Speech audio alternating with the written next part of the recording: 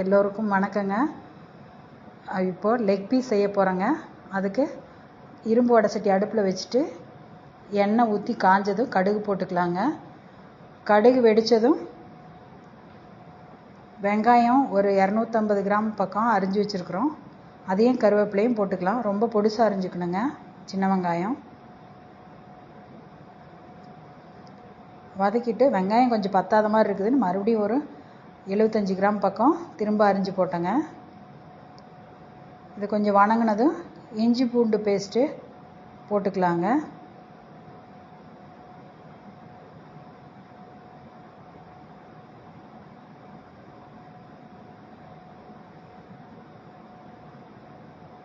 இந்த பச்சை வாசனை போகிற அளவுக்கு வணக்கிக்கலாங்க. இப்போது லெக் பீஸ் உள்ளே போட்டுக்கலாங்க. எங்கள் வீட்டுக்கு விருந்தாளி வந்திருக்கிறனால நாங்கள் 10-12 பீஸ் வச்சு செய்கிறோங்க.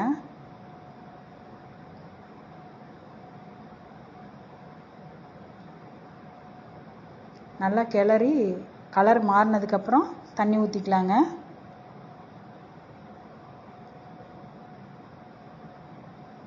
கறி ஓரளவுக்கு மூழ்கிற அளவுக்கு தண்ணி ஊற்றிக்கலாங்க. இதுக்கப்புறம் கொதி வந்ததும் உப்பு சேர்த்துக்கலாம். அப்புறம் உப்பு சேர்த்துட்டு நம்ம கொத்தமல்லி தூள், ஜீரகத்தூள், மிளகுத்தூள், சோம்புத்தூள், கறி மசால், கரம் மசால், சிக்கன் மசால் இது எல்லாமே போட்டுக்கலாங்க. போட்டுட்டு மஞ்சத்தூளும் போட்டுட்டு நல்லா கலக்கி விட்டு மூடி போட்டு மூடி வச்சிடலாங்க.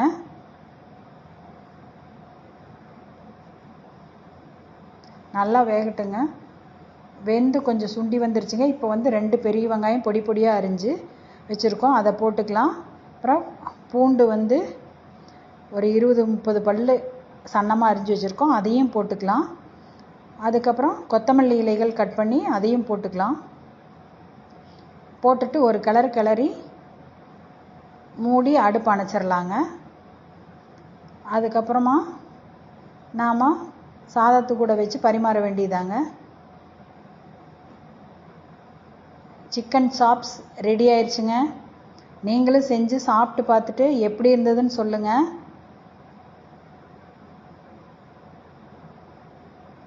செம்ம டேஸ்ட்டாக இருக்குங்க. நன்றிங்க. இப்போ பிளேட்டிங் பண்ணிடலாங்க.